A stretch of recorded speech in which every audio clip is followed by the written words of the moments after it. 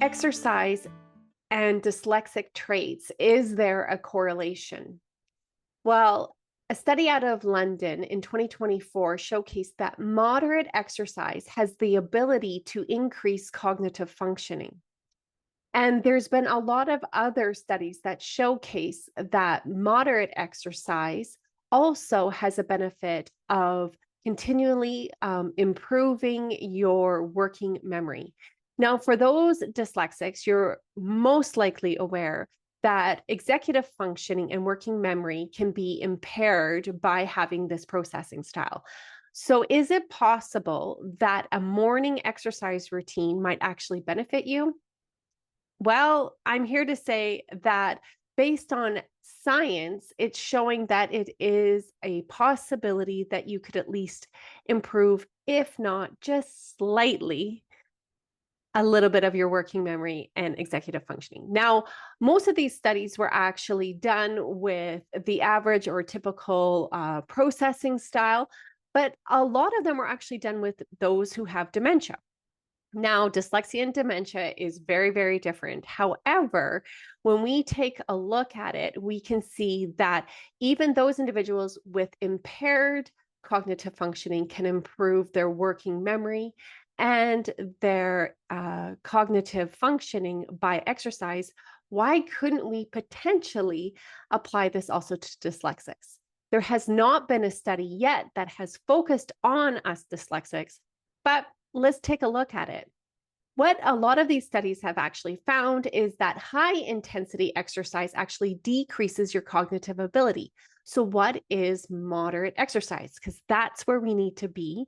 And by doing these exercising or focusing on it in the mornings has actually shown to have benefit for that day as well as the next day. So, it doesn't hurt to try.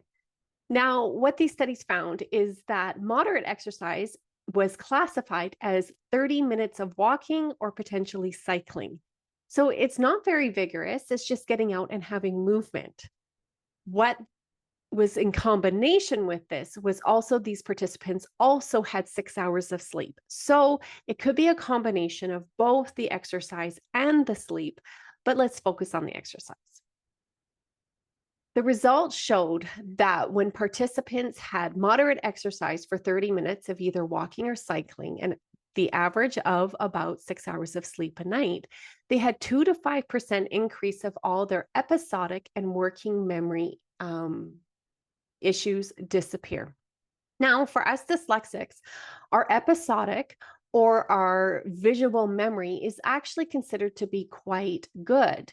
This is something that we are able to use quite frequently. It is the different aspects of memory that actually get impaired with dyslexics. So, not so much our episodic, but why not boost even what's doing well for us?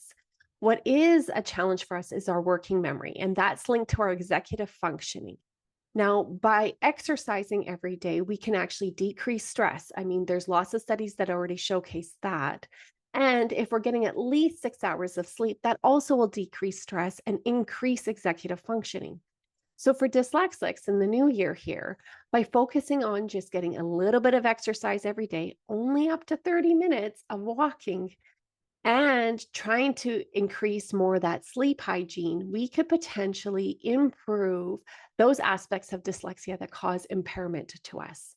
So, for the next week, why don't you just give it a challenge and just see for yourself, do a little experiment on yourself and see if you increase exercise movement. Now, movement doesn't have to be walking. I realize that's what the study showcased. But when we look at health coaching, movement could just be dancing in the kitchen. It could just be skipping rope. It could be doing something that just gets your blood pumping. Do something that's fun. Do something that you enjoy.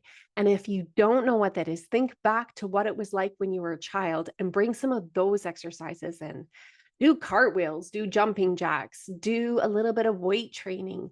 But remember, it's not about high intensity because that's going to decrease your cognitive abilities based on this 2024 study.